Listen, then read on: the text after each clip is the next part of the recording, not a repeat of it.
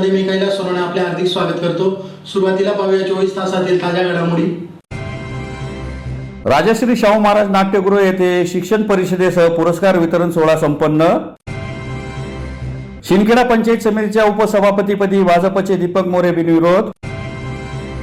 Hotel street price येथे व्यापाऱ्यांचा मेळावा संपन्न आणि धर्मनाथ बीच निमित्त आयोजित सप्ताहाची सांगता। आता बातमीपत्र विस्ताराने। धुळे शहरातील राजश्री शाहू महाराज नाट्यगृह येथे महात्मा ज्योतिराव फुले शिक्षण परिषद नाशिक विभागातर्फे शिक्षण परिषदेसह पुरस्कार वितरण सोहळ्याचे रविवारी आयोजन करण्यात आले होते। महात्मा ज्योतिराव फुले शिक्षण परिषद नाशिक विभागातर्फे शिक्षण परिषदेसह पुरस्कार वितरण सोहळ्याचे धुळे शहरातील राजश्री शाहू महाराज नाट्यगृह येथे रविवारी आयोजन करण्यात आले होते। कार्यक्रमाच्या अध्यक्षस्थानी माजी खासदार ब्रिगेडियर सुधीर सावंत हे उपस्थित होते। महात्मा ज्योतिराव फुले शिक्षण परिषद ही प्राथमिक, माध्यमिक व उच्च माध्यमिक स्तरावर कार्य करणाऱ्या स्वाभिमानी शिक्षकांची नोंदणीकृत संघटना असून ती विद्यार्थी, शिक्षक व समाज या त्रिमिती सूत्रावर कार्य करते। सद्यस्थितीत शिक्षकांच्या अनेक संघटना असतानाही शिक्षकांचा व शिक्षणाचा प्रश्न मात्र सुटलेला नाही।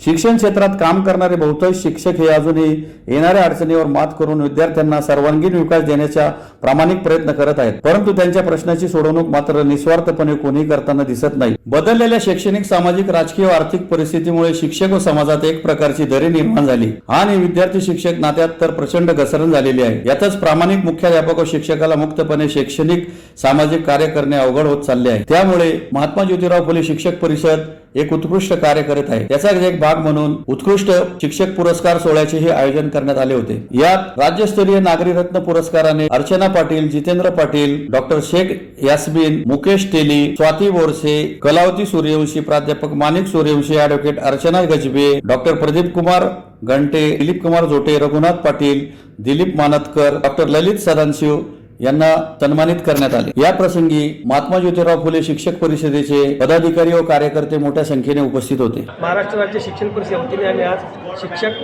गौरव पुरस्कार या ठिकाणी आयोजित केला होता। त्यासाठी समाजामध्ये विविध क्षेत्रामध्ये काम करणाऱ्या व्यक्तींचा आम्ही सत्कार करतो। शिक्षण क्षेत्र असेल, आरोग्य क्षेत्र असेल किंवा समाज क्षेत्र असेल, या सगळ्यांचा, त्याचबरोबर आम्ही माजी सैनिकांचा पण शौर्यरत्नाने आज पुरस्कार देऊन गौरव केलेला आहे। ज्यांनी सीमेवरती आपलं बलिदान केलं आहे, त्यांचे मिसेस असतील, त्यांचे कुटुंबीय असतील, त्यांच्या वीर पत्नी यांचाही आपण आज सत्कार करतो।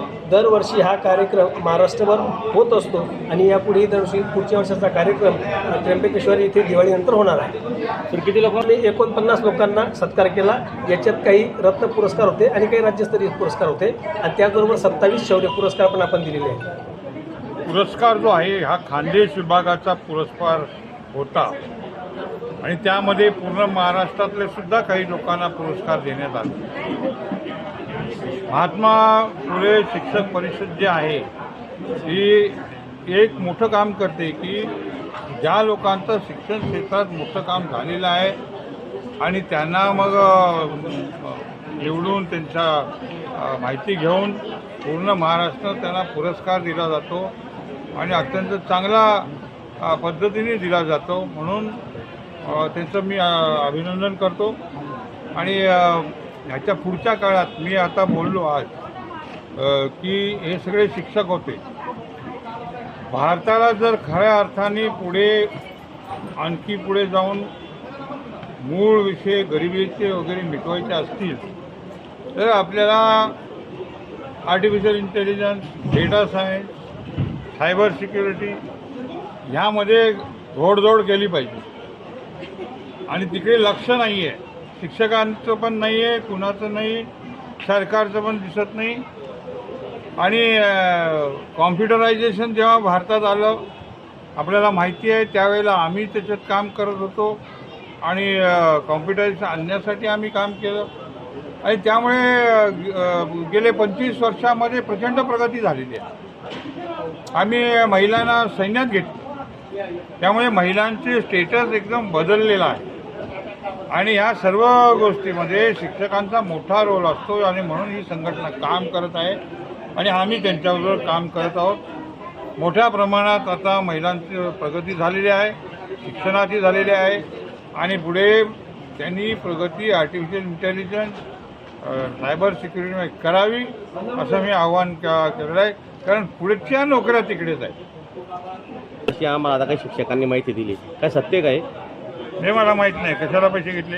काही आयोजकांनी पैसे घेतले बा कार्यक्रमासाठी, पुरस्कार सोहळ्यासाठी, असं शिक्षकांनी आम्हाला सांगितलं. आता असं काय नाही झालं मला तर. असं मला कोणीच सांगितलं नाही. म्हणजे साधारणतः शिक्षक मला ओळखतात, तर असं काय झालं तर सांगितलं असतं ना. शिंदखेडा पंचायत समितीच्या उपसभापतीपदी भाजपचे दीपक मोरे यांची बिनविरोध निवड झाली आहे. शिंदखेडा पंचायत समितीच्या उपसभापतीपदी भाजपचे दीपक मोरे यांची बिनविरोध निवड झाली. भाजपने आदिवासी समाजाला न्याय दिल्याने निवडीनंतर जल्लोष साजरा करण्यात आला. शिंदखेडा पंचायत समितीचे उपसभापती रणजित सिंग इरासे यांनी राजीनामा दिल्यामुळे सदर रिक्त उपसभापती पदासाठी निवड प्रक्रिया राबवण्यात आली. शनिवारी सकाळी 11 वाजता उपसभापती पदासाठी चिमठाणे गणातील पंचायत समिती सदस्य दीपक आनंदसिंग मोरे यांचा एकमेव अर्ज दाखल झाला. सर्वसाधारण सभा 3 वाजता आयोजित करण्यात आली. त्यात पीठासन अधिकारी तहसीलदार ज्ञानेश्वर सपकाळे यांनी उपसभापतीपदी दीपक मोरे यांची बिनविरोध निवड झाल्याचे जाहीर केले. यावेळी भाजपतर्फे जल्लोष साजरा करण्यात आला. या प्रसंगी भाजपचे तालुका अध्यक्ष दीपक बागुल यांच्यासह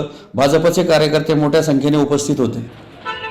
आज या शिंदखेडा पंचायत समिती उपसभापतीच्या निवडणुकीत आदरणीय आमचे नेते आदरणीय जयकुमार भाऊ रावल यांच्या मार्गदर्शनाने आणि सूचनेनुसार या ठिकाणी मी दीपक आनंदसिंग मोरे राहणार अमराळे, माझी निवड ही बिनविरोध झालेली आहे. म्हणून मी या ठिकाणी आदरणीय जयकुमार भाऊ यांचा शतशः ऋणी आहे.